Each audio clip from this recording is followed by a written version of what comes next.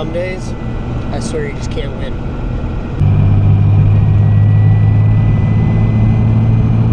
All right. Please be something minor. Well, the rescue's here. Because I ain't no truck guy. Was most of the fluid that you saw leaking out this side? Yeah, it was on the left side underneath. But I was driving down the road and then giant smoke clouds decided to start coming out the side of the hood.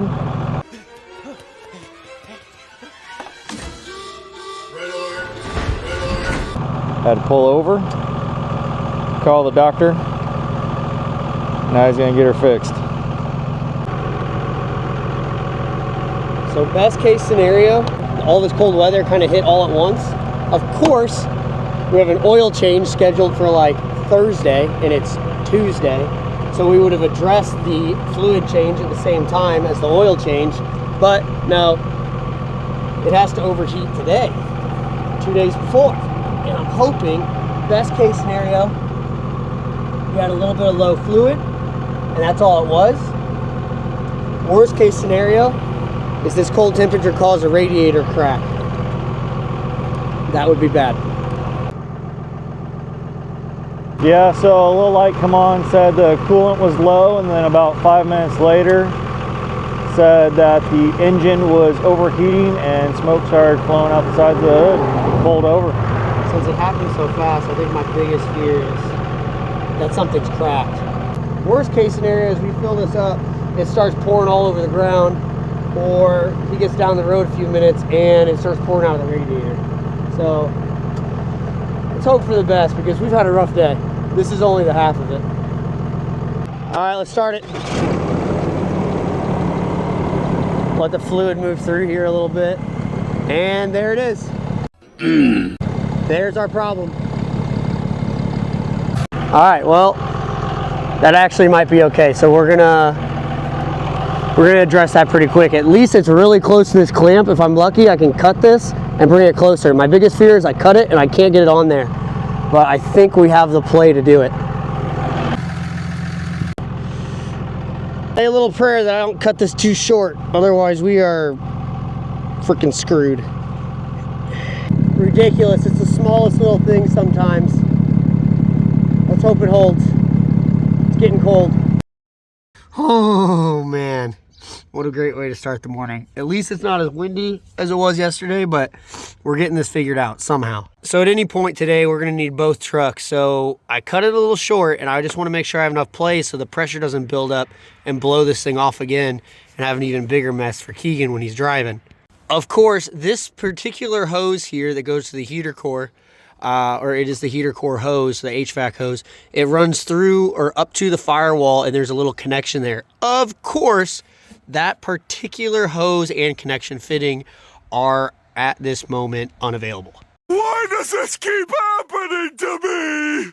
Unavailable at the dealer, unavailable at AutoZone and O'Reilly's as well. So I'm to the point right now, the easiest thing I can do is add a little bit of an extension on here and just make sure we have that wiggle room. So I went out and bought a little bit of hose. I also went out and purchased this little fitting that has two basically male ends, but it's a little long for the space. So my next best one that I found was this little bleeder valve, and I think it should do the trick. It is for cooling systems. We just have to hope that, yeah, it holds up. It makes me a little nervous because it feels nice and light, and I don't know, we'll see. While on the side of the road, I was fighting this clamp like crazy because it was all bent up. And so when I was using the pliers, it was getting harder and harder to get over the lip edge right here. So what I think I'm gonna do is I'm actually replace it with a little bit easier one in case we do have another issue. We can go ahead and just slip it off easily. That, and I'm obviously gonna replace this here soon. This is just something that we can, you know, use for a little while. That way we can get on the road and be using both trucks this week. So it's in no way pretty, but it should do the job. And just in time, he's ready to go. So we got customers waiting. I think this should do it for a temporary fix. All right, she's working and she's not dripping. Oh, yeah. He's gonna watch the temperatures really good. One thing I'll probably do is get some of like this heat wrap, because of course this is sitting right over top of the turbo. And so of course, that is probably why the hose gets so weak anyways. It gets so hot and cold and hot and cold. It's bound to break eventually. We'll do a once over on the trailer, but I think we're set. Make sure everything's good to go, a little pre-check. But then, I think this is just a kind of a sign that we need to start like fortifying some of our stuff. I think that truck over there, the second gen, is probably gonna become essentially my service truck. So when stuff like this happens, we have everything we need in the truck, we can get it back on the road, and then just other things to make our lives easier. So we got Keegan on the road. I'm actually gonna have to jump in the truck and do a couple dumpsters today. For early in the week, we have quite a few going right now. But before I get in the truck, I want to take a look at any progress that was made here at the apartment, because I found an issue, and a really big issue at that matter. If you guys follow the channel, you would know this project has been huge. Massive, massive remodel. But one quick glance and you might realize that things aren't looking great right now. Love is admitting when you fucked up. So you guys will remember that this is all new drywall, and I had a little bit of an issue with the previous contractor who was working here, really trying to get him motivated to finish this. And well, I mean, the only person I can blame is myself here, actually. So when we tore all of this out, there were wires everywhere, old lamps we were never going to use again, stuff like that. So I tore out all the old stuff that we didn't need, and then I wired existing, you know, switches and stuff to lights, the same lights that we were basically replacing, stuff like that. And then daisy chained all the outlets together. Very, very simple stuff. So I thought. But since there were also outlets that were removed, since there was a wall here and there were lights that we removed entirely, I may have missed something. Never, ever make the mistake that I made. Never rely on one of these, because truly it lied to me. Liar! Liar! After everything was, you know, wired back up, the outlets were all testing, these testers, you know, you hold them up to it and it goes beep, beep, beep, beep, beep when there's power. Yeah, so that thing has like 8 volts coming out of it. That's not enough. So that's not gonna power anything. So I went through before the drywaller got everything, you know, put back up, made sure all the outlets worked, made sure the lights worked. So I was really worried that the lights wouldn't work. Lights work. But I had basically had an electrician buddy come by, and he figured out that, well, he can make the lights work, but not the outlets, or vice versa, because somewhere behind these walls, a neutral is actually wired wrong. And I'm not going to get into it. I'm not an electrician outside of the very basic, you know, wire dynamics, obviously. I'm not 100% sure what he is talking about. But long story short, he was able to show me and basically said, yeah, we need to go find the box that's wired wrong in. And that's either behind this wall or behind that wall and part of the ceiling. So not really ideal when you really want to, you know, get this place rented. So I actually had 2 or 3 showings scheduled this week, and I'm probably gonna have to put them on hold, or I'll have to show them and then basically be like, look, you know, we are working through a quick issue here. Because honestly, at the end of the day, it probably will be a quick issue. It's just not ideal, not when you just put up brand new drywall. So all of this unfolded shortly after the incident on the side of the road last night. So let's just hope today gets a little better, because I've got problems in all directions right now. So Keegan's just down the road here from our other pickup, and he has an update on the truck. Dude, there is 0 heat in that truck. You gotta be kidding me. No. I thought you were honestly playing with me on the phone. No, it's cold. Alright, Keegan's working on a little bit of a junk pickup to top off a light dumpster, so let's take a look. Heat's cranked up. Yeah, that's not warm, and he's been in the car for a few hours. Have you been driving with it, like with the heat on the whole time? Yeah, it's just nothing? On all morning, nothing. Dude. The only thing I could hope is maybe the thermostat's stuck because it lost so much fluid, and that's it, or we have a much bigger issue with the heater core. All right, that's a later problem. While I'm over here, I'll help you top this dumpster off. I'll work on it tonight. You think you'll be able to make it for today? Oh yeah, it'll be fine. All right, we'll get it taken care of. It's always something, guys. Let's hope this luck turns around today. You might have manifested something. I just don't know yet if it's good or bad. Hey, look, somebody uses common sense and they don't block in a dumpster. What in the world is that? And why are there two of them? Also, like, what the heck? Somebody was bored on the job. Long story short, we were contacted by a third-party dumpster company, and they told us that the Sam's Club was replacing some ovens, and I imagine some commercial ovens, and they described them as, oh, they should easily fit in your dumpster. I'd say they're cutting it a little close on easily, but I imagine semi, you know, commercial, like, but still waist high. These are like walk-in ovens. These things are going to be massively heavy. I can't take these things to landfill. Lucky enough, there only looks to be a little bit of trash in there, so I think you know where I'm going with this. But let's hope we can even pick these up. I have no idea what they weigh. I did a quick search and I saw something about 3,600 pounds. I hope that's accurate. And I hope they don't flip out of the back as I tip them up.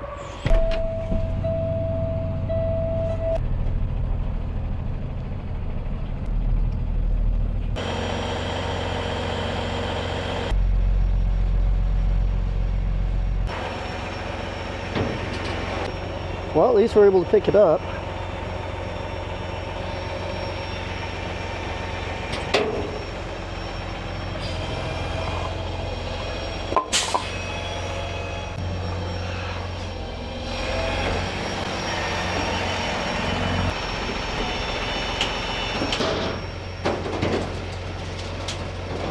There's a lot of weight in the back of this thing, no doubt about it. It all wanted to keep scooting to the back too.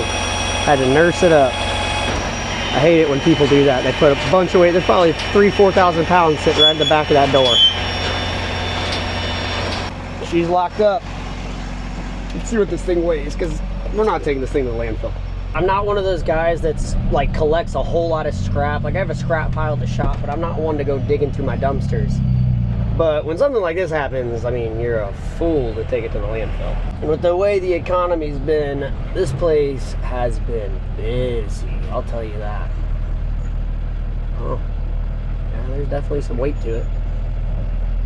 It's always a risk coming to a scrapyard, flats and stuff, but I'll tell you, this place that I choose to go to is closer than most, and they do a pretty good job of packing down the dirt and sweeping it. So let's hope for the best. The last thing I need today is a flat tire to add to my list.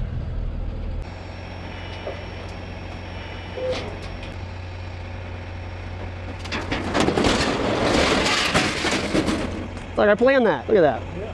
Walk right in. Goodness gracious. Well, I think that's the rest of it. Quite a bit of stuff. These guys are cool. They told me not even to worry about the plastic because it's not like there's any weight to it, and they'll just toss it in a light dumpster for me. Let's go see what the payday is. Make sure to check our tires before we get out of here. All right, just shy of 200 bucks. And that might seem low to some of you guys. It comes down to this though, we picked it up and we dropped it there. We didn't prep it. So the laws are different from state to state, but I know in like Iowa, you can't just dump a big piece of mixed metal. There was cast iron in there, there was steel, probably a little bit of copper wires, nothing crazy. And then obviously, you know, a little bit of aluminum. So a lot of different metals there. A lot of states will not allow you to just drop something like that. It has to actually be prepped, which means separated. Had I taken the time to separate all of that out and actually cut it down to smaller pieces, you can get shred and throw it all together, just cut up, and you get a little bit more. Or if you separate all those metals out, you would get quite a bit more, probably double if not triple what we just got. But that involves me unloading that dumpster, which was pretty heavy. I'd have to use my equipment, get it on the ground, shred it up, separate it, turn around, reload it, take it in different loads, or, you know, maybe take it in the same load, but very neatly, multiple times on the scale. I mean, I don't think anybody truly actually cares. It becomes a time is money thing. We dump that one, we're gonna drop this dumpster off at the shop, I'm gonna turn around, go get the other one, dump it, and we made 400 bucks rather than spending probably $800 at the landfill by the time. I'd have to sit down and do the math, but we'd be spending quite a bit more. So I'm not gonna say this like made my day, but you know, it's kind of nice to chalk something up as a win every once in a while. Let's hope the rest of this goes that smooth though. Let's get this one out of the way. Drop it at the shop. Easy. Probably should hang that up. Oh, keep it off the road. Back at it.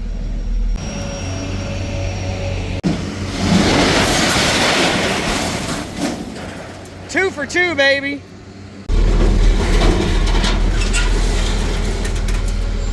Bye. Ooh. Choke slam. So that one actually paid quite a bit more. I'm guessing that's because a lot of the internals of both ovens were stuffed into one. So let's chalk that up as a win. That's a decent payday. I think it's time to go get some lunch. So before I get on to my next thing, I was actually running by here because I dropped this dumpster off this morning and totally forgot to get the SKU number off the front of it that we have.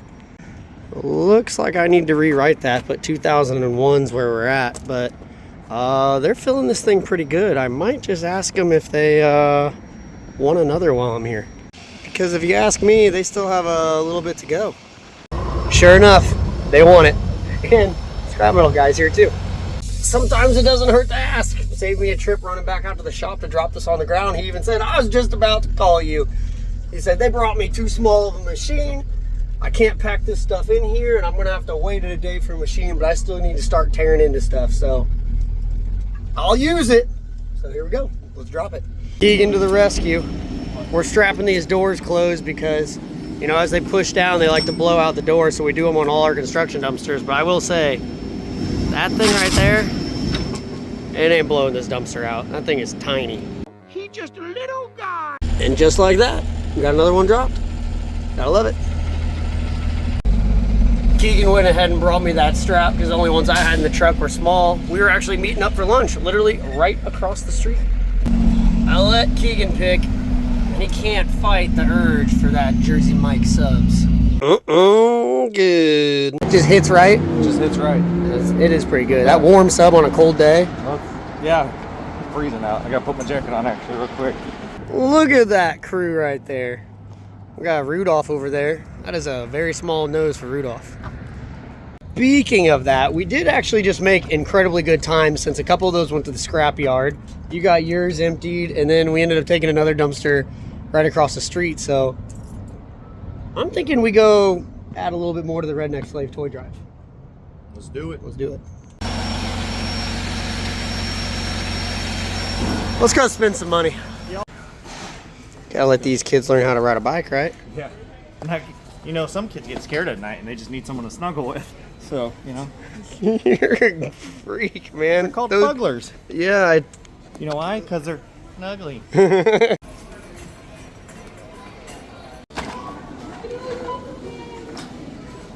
I would have felt terrible if they would have stole the toys. Right out of the back of the truck. That would have been awful. Good YouTube video. That would be a disaster, man. I'd feel so guilty.